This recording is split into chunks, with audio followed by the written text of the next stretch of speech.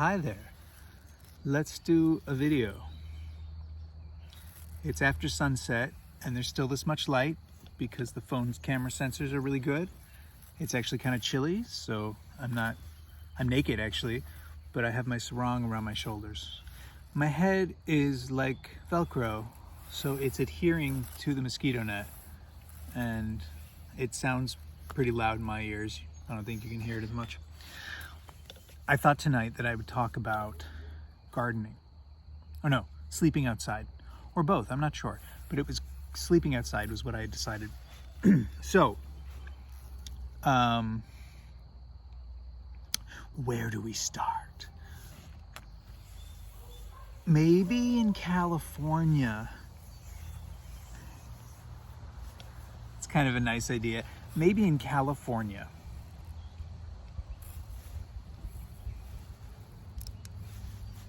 That's horrible. Is that horrible? Do you guys like it? Is it horrible?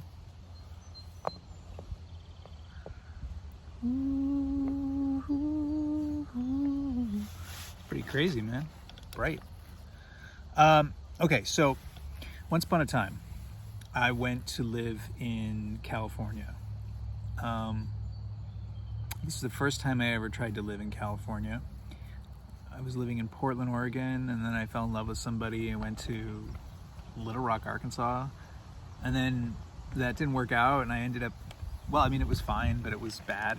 And I ended up in Arizona and Sedona, and then went back down to Tucson and talked to an old guy, or an old friend, fuck buddy something that I knew, who was from Kansas, and he invited me to South Africa. I get distracted so easily. And then I came back from South Africa, and I spent a little time in Indiana. Somewhere in that process, I applied to live at a massage school commune in California. And I arrived, I think, July 4th, maybe? And I just remember it was the year 2000, and it was really hot. What's that do? Is that a little better? A little better? It was really hot, and I thought that it would be fine if I just slept outside. They said generally in the summer we use all of the rooms for the students who are coming here, and the workers, I was doing work trade. The workers are, asked to camp. And it doesn't rain here in the summer. It was in the mountains of southern Humboldt. It was very strange to me in that their summers there, everything is dry. So everything is like brown and dead. And I was always used to this looking like the summer. Everything's green and lush. The greens of June. I just listened to a song yesterday for the first time called The Greens of June. It's nice. Hopeful, positive. Rubbing my head is really addictive with a shaved head. I guess playing with my hair is very addictive when I have long hair. Anyway, so I didn't have a tent at that time. I don't even think I had a sleeping bag, if I remember correctly. I showed up there and I was like, oh, I'm supposed to have a tent? No, I can just sleep outside, it's fine. And they were like, what do you mean without a tent? I was like, yeah, it's nature, it's fine. I've often had this ideal about things that I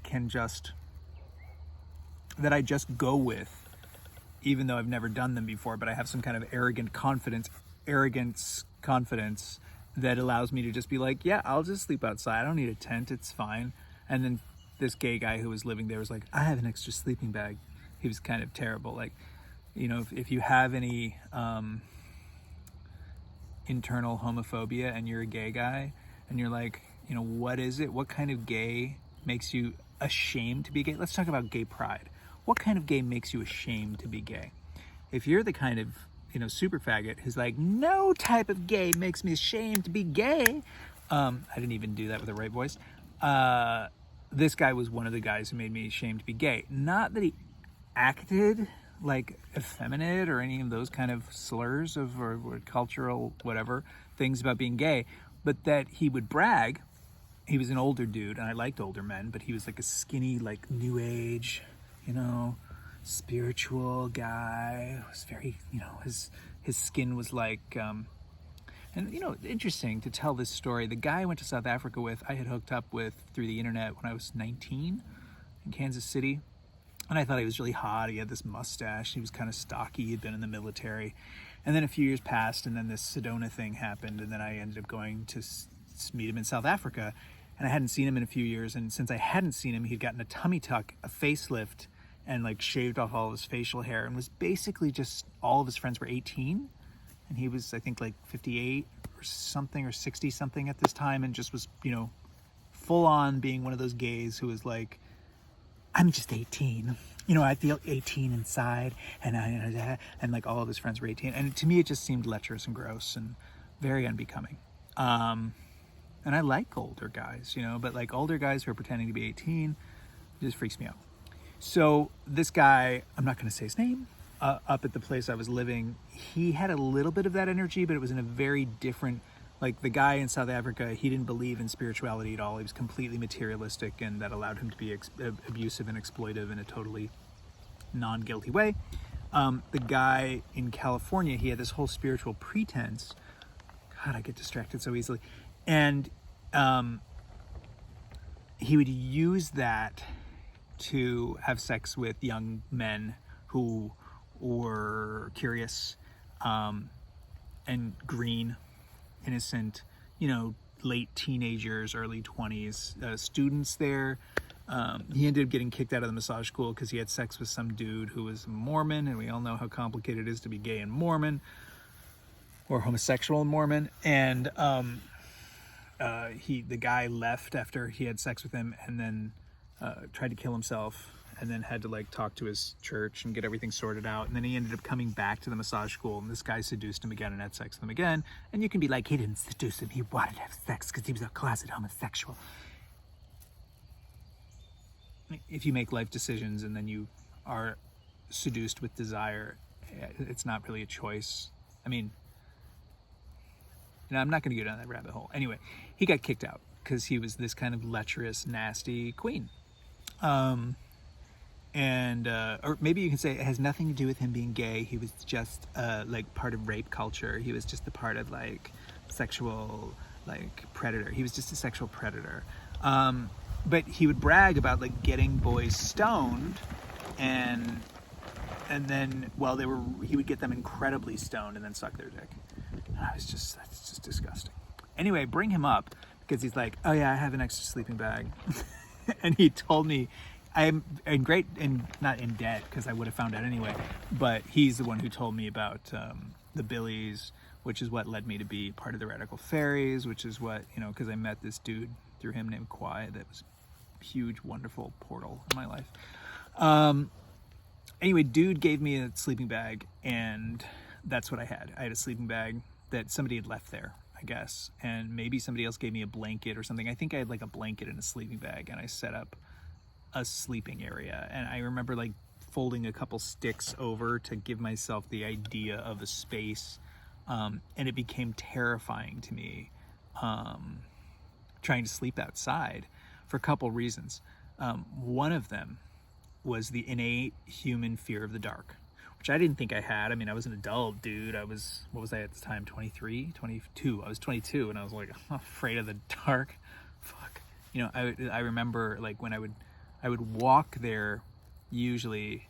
I remember I arrived really close to the solstice, so the nights were really, like the sunset really late, so I would always walk there after the sunset, but before the light was gone. I would walk to my camp. I don't even think I had a flashlight at this point. Like I'm using a flashlight to light this. At this point, I was so extreme in my weird idealistic nature way that a lot of people ask me why I have long hair. It's because I was trying to just be natural. Like, this is what a human would look like if it was just nature, man, minus the clothes. And the technology. I'm not stoned. This is just how I am. I'm sorry.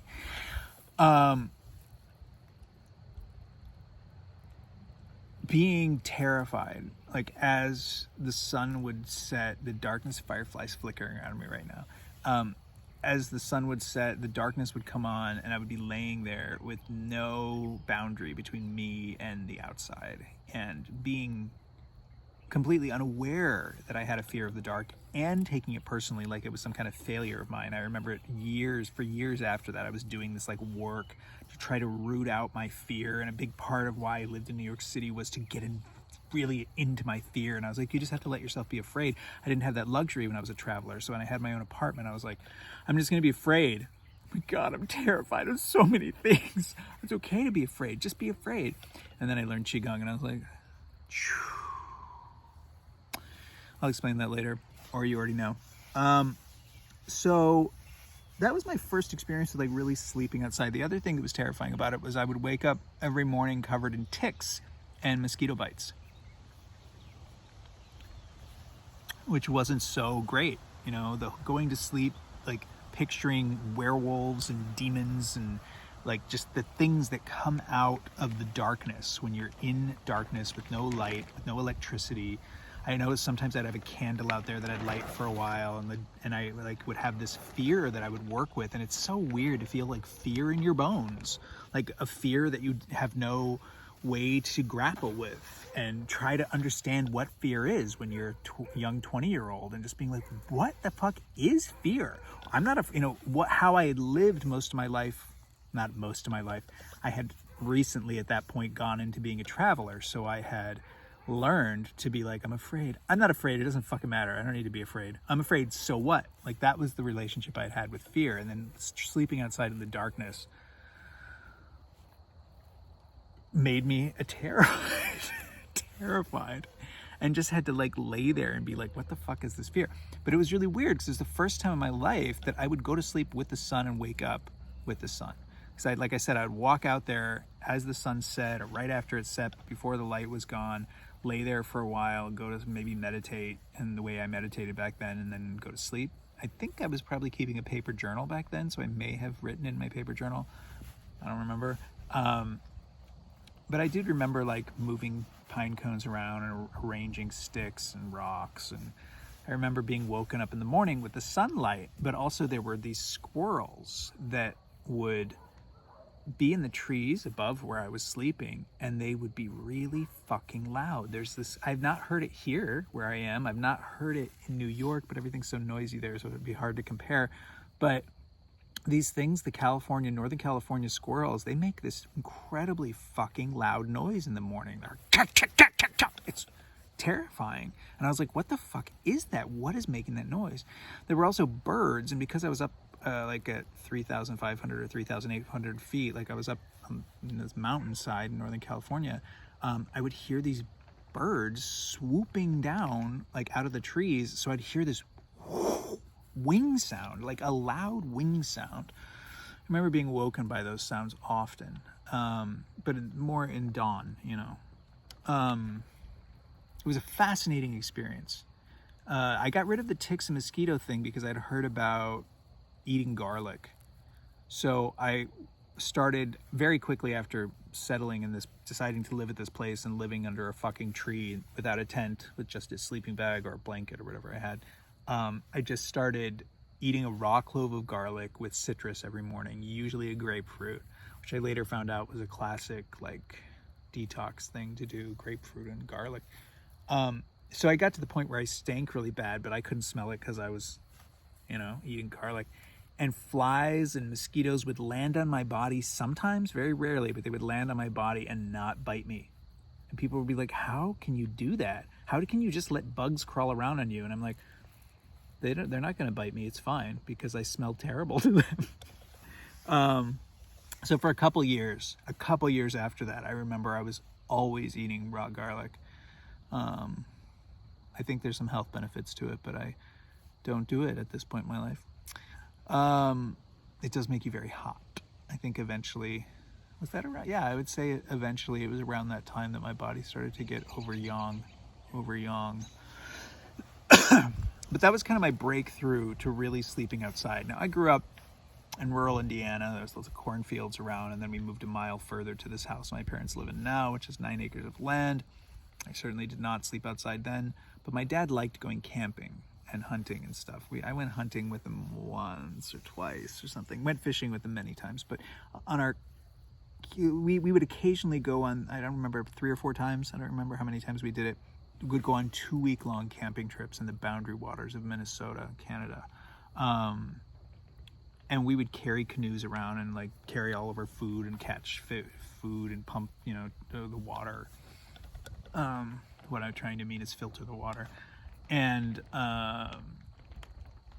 there would be coyotes and wolves and shit. And I grew up in Indiana. There's often packs of coyotes that roam around yelping and making weird sounds. There's deer around here, although it's, not nature. There's only interstitial forests between farm fields and subdivisions at this point. But I've never seen in this, I don't know if I've ever in my life, in Arizona I saw a wolf or a coyote. It was probably a coyote, but here I have never seen a coyote in the wild. I've heard it tons. But in these camping trips, there were times that wolves would be near a camp. I don't think I ever saw a bear in nature as a kid. No, I've only seen a bear in nature once, but it was not while I was sleeping outside.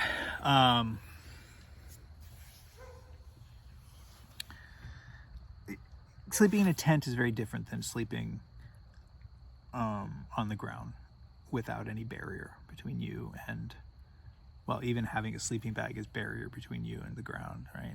The only way you'd not have a barrier would be to be naked sleeping on the dirt or soil or sand or whatever. I've never really done that. I slept on the beach once with nothing, but I was wearing a shirt and shorts. Wasn't entirely naked, but I didn't sleep very much, I tell you. That was only once.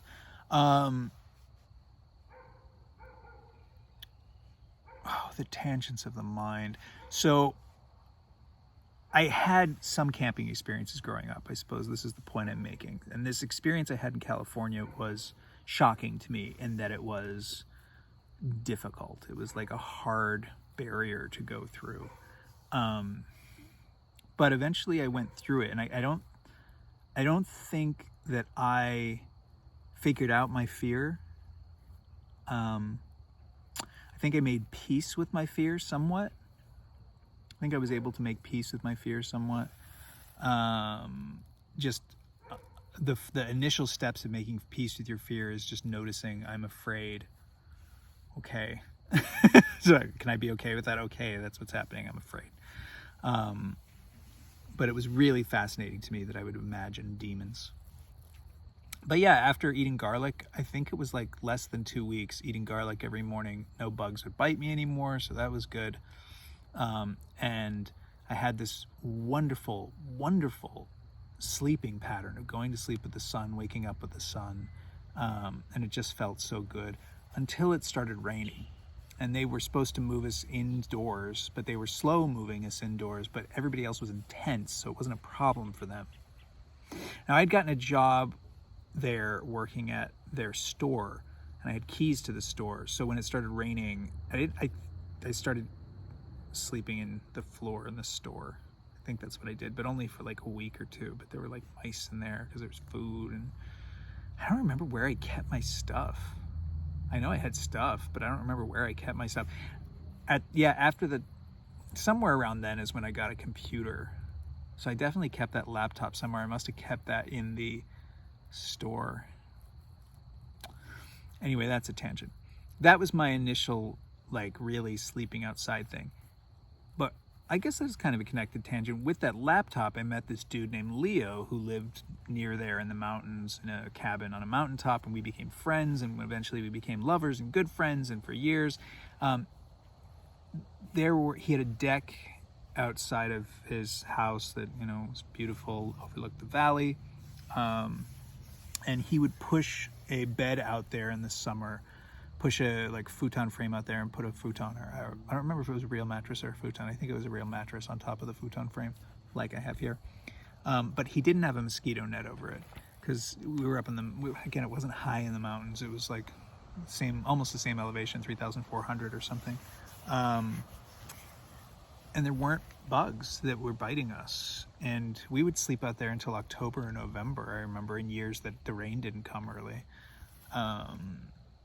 We'd just be cuddled up. Sometimes it'd be really cold. And I just remember laying on the deck in the bed, staring at the sky and going to sleep like that. Now you can't do that in Indiana because it rains so much here and so randomly. But in California, I mean, obviously the problem with wildfires, but to be able to put a bed outside without putting any kind of protection around it, if you're up in the mountains where the wind blows, you don't have to worry about bugs. I don't think they have tick problems up there very much. So, you know, but it was just so amazing to fall asleep at night laying in a bed, especially cuddling with someone you love and watching the falling stars. I remember, I think like the Leonid meteor showers or something. It was just wonderful. But how did I get to this? How did I get to sleeping in a bed outside of my parents' house? These were kind of my precursors of sleeping outside, like the working through the fear thing and then having a more cushy bed experience versus sleeping on the ground in a sleeping bag with nothing else. I guess I'll take one more tangent, that in my traveling days before I settled in New York, my first 12 years of traveling, so many people would ask me, well, where do you live? Where are you from? Where do you live? That I eventually, you know, started experimenting with just saying, well, I'm homeless. I don't have a home. I just live anywhere. I live right here. I would often say, I live right here. I just travel. I am wherever I am. And, you know, so people would be like, what does that mean you're homeless? Do you like eat out of a trash can and like sleep in, you know, the park? And I'm like, I've never slept outside in the city. You know, I've only ever slept outside like when I'm camping or I want to sleep outside. I've never had to sleep outside. I'm a homeless person who finds guys on the internet who let me stay with them. So I don't, you know, I'm gay and I like older men. Lucky me. This just works out. So I did that once. I think it was in Berlin. I don't remember all of the circumstance, but I do remember that people had invited me to stay with them. And I was just really irritated. It was straight friends. I remember it was like,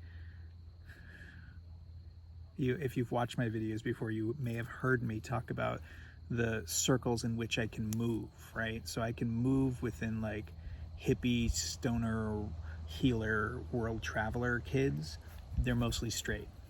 Or I can move in fag culture, which is kind of uncomfortable for me, but like mainstream fag culture, I don't have a lot of sex. Obviously the straight hippie people, I don't have sex. The mainstream fag culture, I don't tend to have a lot of sex. Or bear culture, if that's, you know, that's a culture.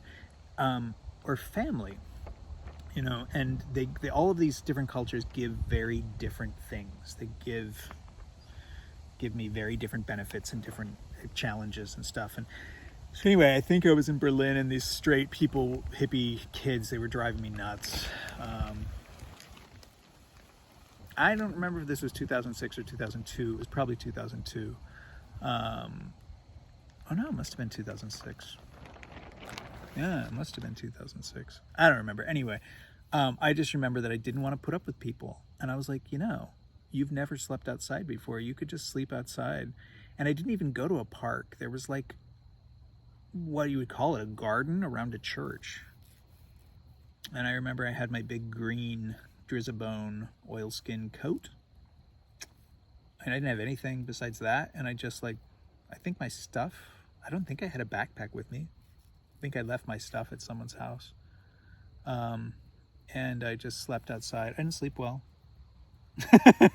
But it was good. It was interesting to have that sleeping outside in a city like a homeless person thing. But, you know, I wasn't sleeping on cardboard on the sidewalk where people were walking by. So I didn't have that. Or I wasn't sleeping on like a, you know, mattress or a pile of trash.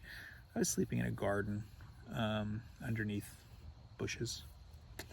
That's the only time I ever did that. And that one time that I slept on the beach was because somebody I was staying with, a random internet person, locked me out and stole my stuff. But that's one of the only bad things that ever happened to me in all my years of traveling. So it's, you know, easy to tell that story because it was like one of the only bad things that ever happened to me.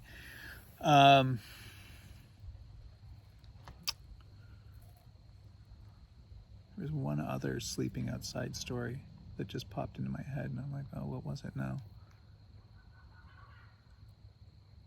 Oh yeah, what year is that? 2003. I was traveling around in this van somebody gave me from California all the way up to, at this point, I was in Bar Harbor, Maine. and I took a ferry to some island, and I think I was reading Oscar Wilde or Walt Whitman. I remember like sitting on the rocks, and I looked at the ferry schedule and I had in my mind the idea of when the last ferry was going, and I was wrong and I missed it. And so I was stuck on this little island. And you know, if you've ever been to Bar Harbor, there's tons of little islands. And there was nothing else on this island. So I just had to sleep out in the woods. And I think I had a few matches with me in my day bag, but I tried to light a fire and I couldn't. And I was just really cold and uncomfortable. But it was like August or September. It wasn't like super late, but it was Maine, so it was chilly at night. And one of the exciting things about that was there was a huge blackout in the eastern seaboard that night. Like New York went out. I think a transformer exploded in Ohio or something, and all of the northeast seaboard lost power or something. And I was bummed because I didn't notice it because I was on an island with nothing. And when I got back off the island and people told me about it, I was like, damn it, I missed that, because I was traveling around a van anyway, sleeping in a van. Sleeping in a van is very different than sleeping outside, but that's a different story. Sleeping outside. So what led me to this was in Thailand, Cambodia, Laos, and then Mexico. I rented a lot of cheap accommodations, like $10 a night places, shacks, that the walls did not separate you from nature. There weren't windows. Very often there'd be holes in the walls is what I'm making, meaning the slats of the wood making up the shack wouldn't come together tightly. There were no screens in the windows. There were no glass in the windows. The mattress would be surrounded in a mosquito net like this. And I was so impressed by the quality of air and connection with space, the soundscape, listening to the ocean, the insects, the birds, the frogs. When you're not cut off, when you're not sealed away from it, I was like, wow, this is pretty fascinating. And in the pandemic situation I was in, I know that when I came here in 2019, I slept outside in a hammock 1 or 2 nights. But in the pandemic situation, I was like living in Mexico in this little beach town for 4 months, I think, 4 something months. And the room I had there was not this feeling of separation from nature. The walls were not solid. They didn't seal. Not all of them. And the mattress had a mosquito net around it. And I was living like that for a substantial amount of time. So when I came to Indiana, I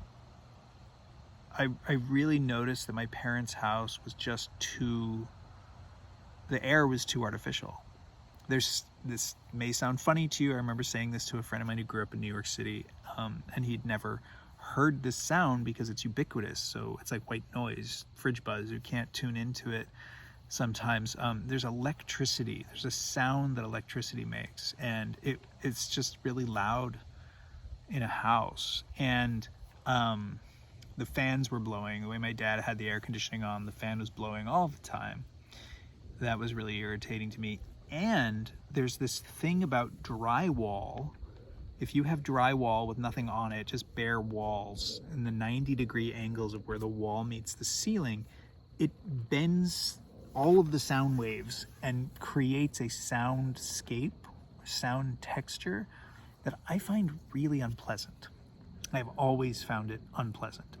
So those 3 qualities, the like soundscape of the 90-degree angle, hard drywall with the like weird fans buzzing through the system of vents, and the electricity buzzing in the house, I was very uncomfortable in there after being in Mexico and like hearing the ocean and the birds and the frogs and the winds and the trees. I'd sleep in hammocks there sometimes. And I slept in the trees in a hammock once. That was nice. That was cool. It was like, that was nice. So when I came here, I was very uncomfortable with the sleeping in a bed in a sealed room. And there was some difficulty in figuring out how to keep the window open all night. My dad was really upset because it was making the house too humid because the air conditioner couldn't filter. So I had to like figure out a way to block all the air vents, which I eventually did. Used Amazon packaging, put it between the screens and sealed it with bubble wrap and stuff. But I still like I bought a tent. I think I bought a tent. Maybe it was 2019 I bought a tent, but I ended up just setting the tent outside and sleeping in it.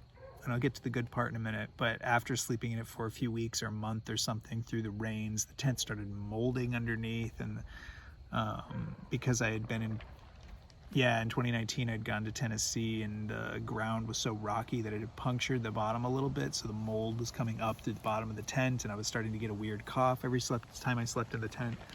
So I like bleached the tent, or at least the floor of it, and tried other things which didn't work. And then I eventually came up with the idea, because I was fiddling around in the barn and I saw an old bed frame that was, I guess, my brother had used in college, and it's like a futon frame, and it was covered with bird shit and dust because it had been in there for 20 years. And I took it out by myself. Like, that was really tricky, figuring out how to get it down from the upper floor and putting it on a wheelbarrow and spraying it and scrubbing it and washing it and scrubbing it and spraying it with all this different vinegar and Dawn and stuff. And then bringing it out here, because this is like a berm. And then I got a free mattress through Craigslist free stuff. I wonder if there's mattresses on Craigslist free stuff. I was looking for a futon, but I found a mattress. That was fine. And at that point, I put the mattress inside the tent. I had to fold the mattress up and stick it in the tent, and then put the tent on top of the bed frame, because I thought all the air, would flow well. When I took the tent out earlier this year, or no, it wasn't even when I took the tent out and it was moldy smelling. It was before that. I just thought, I don't need a tent. I was thinking initially of one of those pavilions with screens around it. One of my friends in Vermont, he has one of those screened pavilion gazebo things that he spends a lot of time in the summer with his friends. And I was like, I could get one of those, but they're actually quite expensive. And I was like, what's a cheaper way to do this? I don't want to spend a few $100s. And a lot of the people when I looked at the reviews, said that they broke down pretty quickly. And I think that my tent that I used last year wore out pretty badly because it was set up all summer. There are like a million bugs in here. I've been getting a lot of bites on my head. Maybe it's because there's a million bugs in here. Not perfectly sealed. Not sealed. Anyway, I just came up with the idea of getting a mosquito net. It's not perfect. Nothing's perfect, right? I have a tarp stretched over the bed and a mosquito net attached to the tarp and tucked underneath the mattress. The mattress is on the bed frame. It doesn't get wet when it rains, although there has been one storm that I was in the bed and there were a couple like rain flecks on the sheets. So it's not soaking into the mattress or anything, but the humidity gets it wet.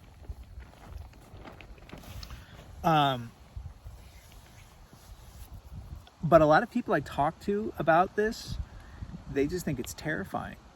Like, they're like, well, aren't there raccoons or coyotes that come after you while you're sleeping outside? And I'm like, the natural world does not want to eat humans. Like, just the natural world does not think it's a good idea to eat us. We smell bad to them or something. They generally just want to stay the fuck away from us. Like, snakes don't chase you. Anything that you can imagine, a lot of people are just like, oh my God, those, they're so dangerous. And I'm like, the most dangerous thing on the planet is humans. You are the apex predator. Chill the fuck out, But like what? Like a hawk is going to attack me? There's going to be like, spiders that come in here. The fireflies are going to come, and I don't know. But a lot of people are legitimately afraid of sleeping outside, and I totally get that. But I'm not. Not anymore. I had to go through it. I felt it. So here's the benefit, right? 35 minutes into the story, this is what I want to talk about. So sleeping outside, when I go to sleep, first thing, like if I'm in the house having dinner, watching a movie, playing cards, writing on my whatever, if I'm staying up till 2 a.m. playing video games or posting and like, okay, I'm gonna go to bed, I'm gonna go out to the tent. Right now it's not a tent, it's just a bed here.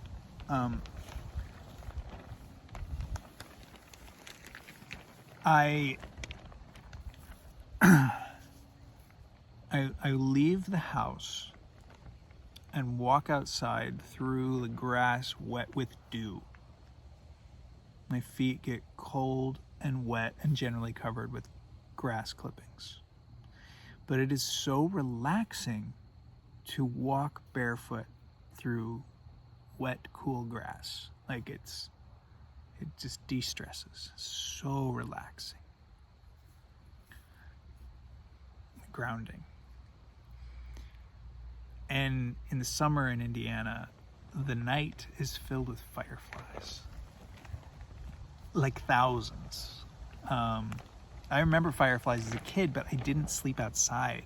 I didn't walk outside at night. Like I lamented that I saw the moon more in New York because I was outside so much at night because I was walking from one thing to another, to the subway, to the bar, to the party, to the friend's house, to my house, and I was outside a lot. And I would sometimes, often in New York, like, oh, I'm just gonna walk 50 blocks home, and so I'd see the moon, have this biking everywhere, I would see the moon. And here in Indiana, even though it's nicer to be outside, I just go from the house to the tent, to the, I don't get to just hang out outside and look at the moon. I kind of miss that. I stare at the stars. Oh, look, there's Jupiter.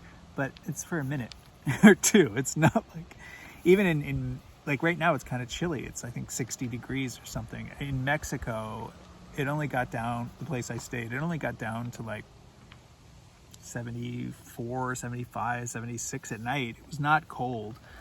So I would often just sit there, and again, there was a lot of good breeze around, so I wasn't being bitten up by flies. And I would just sit there and look at the stars, look at the ocean, sometimes for hours. And I open my eyes, close my eyes, meditating, That is such a gift. But this is something different. So when I walk out, my feet are wet and cold and damp, touching the ground. Fireflies sparkling in all the darkness. The stars are pretty good. There's light pollution from Indianapolis, but the stars are pretty good. So nice to look at the stars, see the movable stars, the planets. Then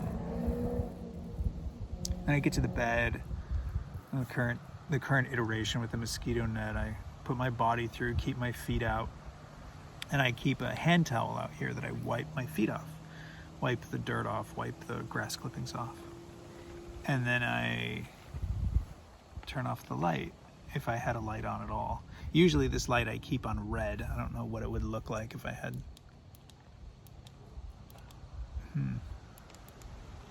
Weird. There we go. That's the light I usually use because this light doesn't dilate the pupils. So it's weird to have it pointed at my face as opposed to out. This is the first time I've ever had a headlamp. I've always hated headlamps because people are like, they're so convenient, it keeps your hands free. And I'm like, yeah, but you're blinding everybody you walk by. That would happen so often at ferry gatherings and campsites and stuff. People would just be walking around with these huge fucking spotlights on their head and be like, but it's so convenient, at least keeps my hands free. And I'm like, yeah, but you're blinding everyone you pass, and we're walking at night, and then you take away my night vision. So I hated headlamps. But they're so convenient, they keep your hands free. But the red light doesn't dilate people's pupils, so it doesn't give them night blindness. So whenever I use it walking around, if I'm not doing something specific with needing my hands free, I keep it in red mode. But this is for making a video. What do you want the white light or do you want the red light? Let's have some red light. It's a red light story now.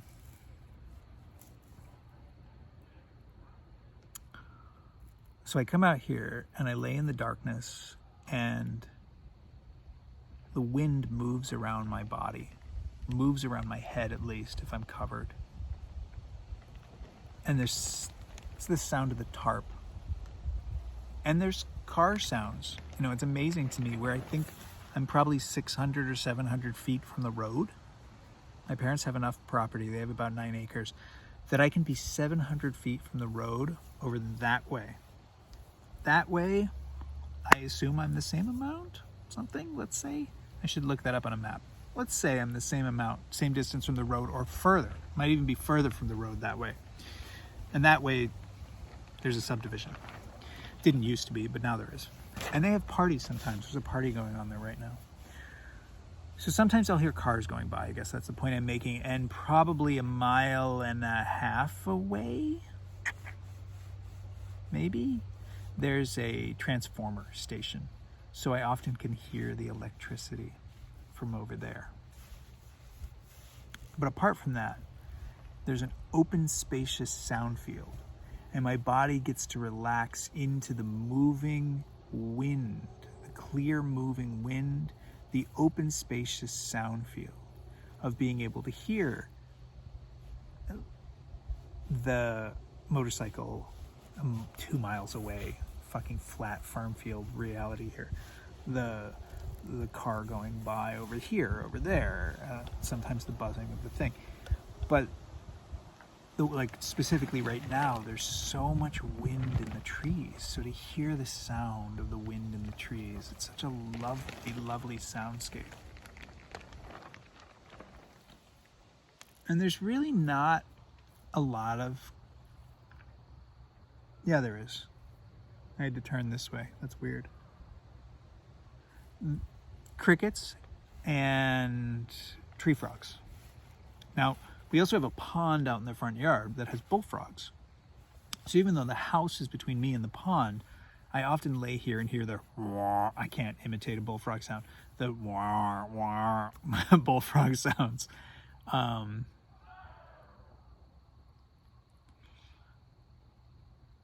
It's so wonderful to have that open, spacious feeling. I was doing some phone counseling. Call me. Book a session if you'd like to do phone counseling with Dominic Vine of the Owls.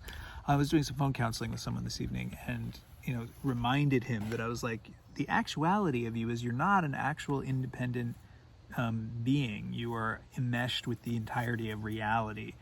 It's a delusion, and it's specifically it's not new. It's not as new as Americans. Humans have always been doing this, but it's very American to think that we're independent, and we're not. We're completely enmeshed with all of creation. We couldn't exist without the entirety of the universe, so therefore we are the entirety of the universe. It's a very easy logical leap.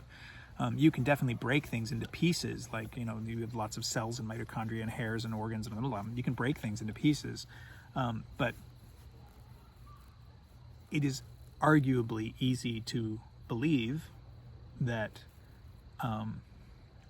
one truth is that you are a piece of the entire universe, an integral part of the entire universe, and therefore that is your true identity. True identity is the entire universe. And when you're in an open, spacious sound field, it's so much easier to feel that. Like being alone in a room with closed off from the rest of the world is really isolating. A lot of you have had that experience most of your life, but recently, pandemic wonderfulness. And this gives me a sensation of being able to relax into that sound field and let my ego dissipate into the night air. The fuck, it's so relaxing, so nice to go to sleep like that.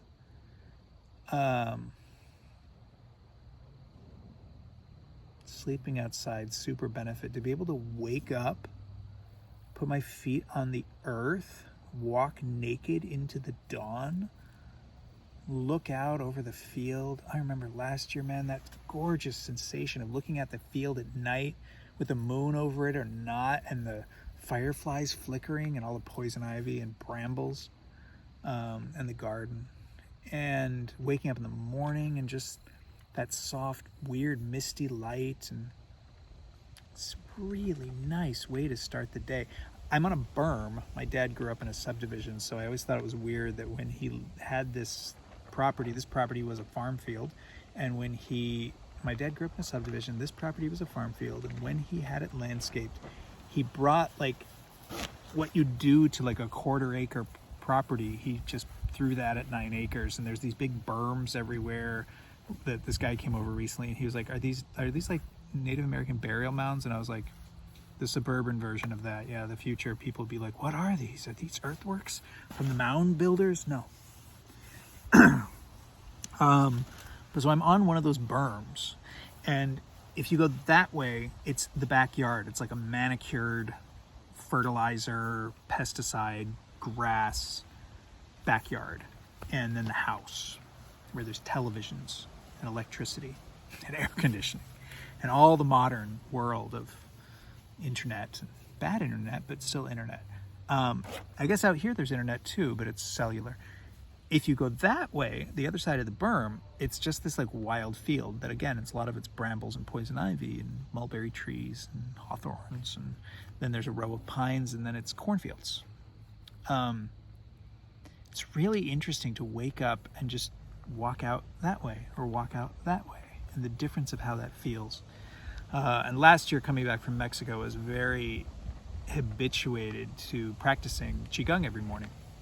So I would wake up and just walk that way and do Qigong for like 20 minutes. It was so nice. I do that very, very rarely right now. But still, like the waking up experience here, and a month ago, let's say, it was much more dramatic than it is right now because all these birds were migrating. So there's this thing called the dawn chorus, where the most familiar part of the dawn chorus to me is the roosters. Everybody knows that roosters crow at the start of the day, at dawn and the pre-dawn. Roosters start crowing before you can tell it's dawn. Very quickly you start to see the light, but the roosters know that the light is coming before we can see it.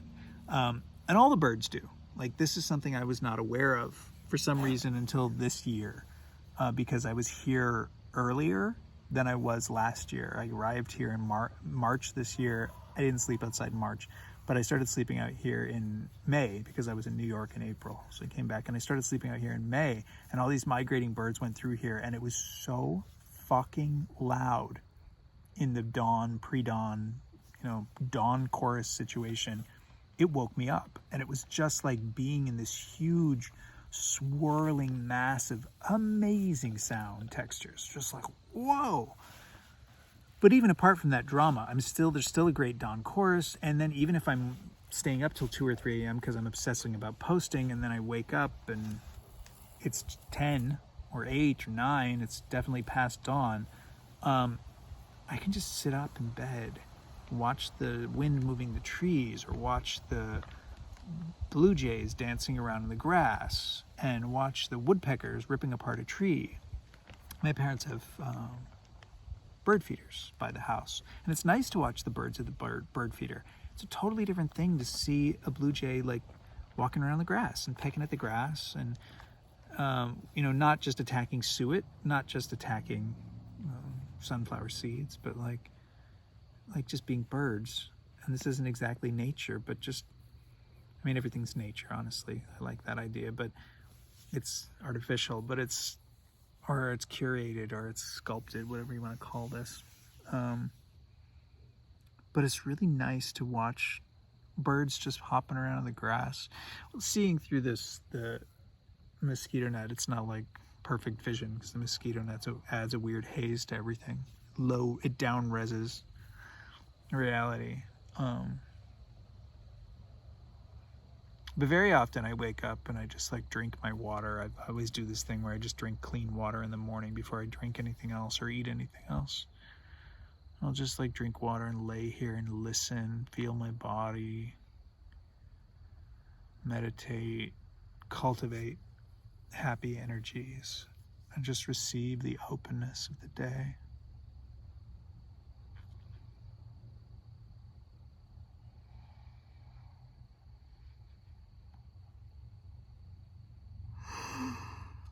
I don't know if I'll be able to post this video. The internet's been going out. Tomorrow, hopefully, I'm going to get the internet speed increased, the upload speed. I might not be able to post this till tomorrow. the hell is today? Is it 4312? Is it is it 43 dot dot dot dot dot dot? I don't remember.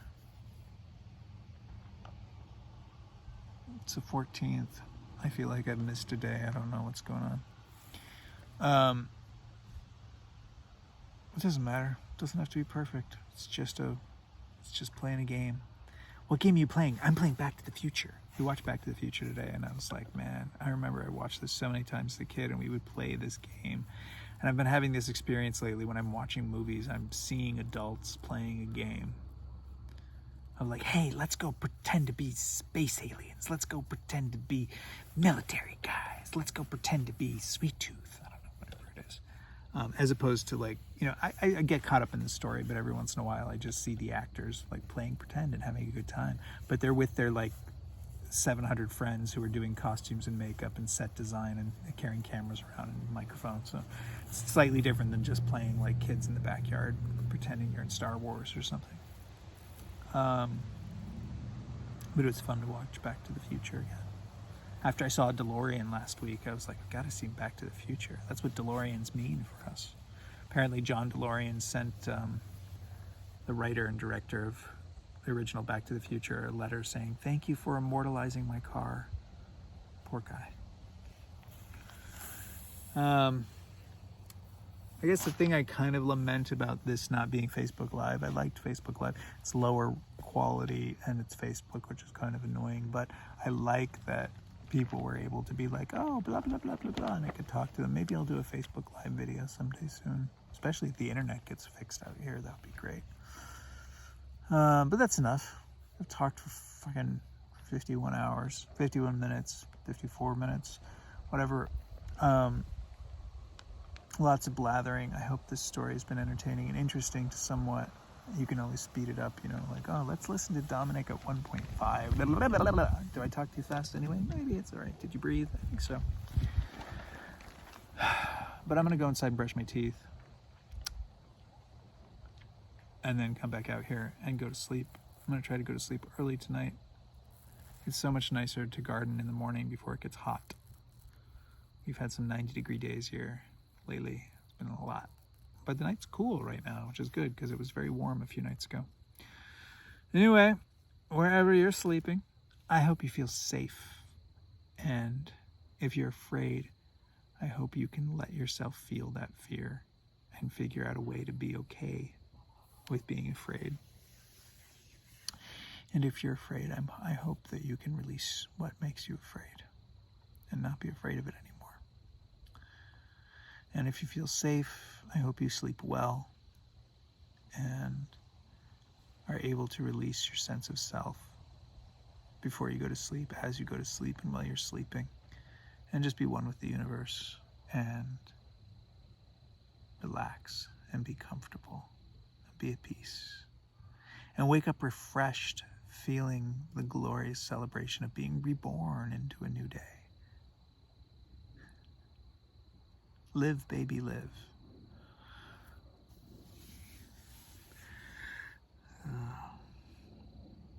I love you. Thanks for being.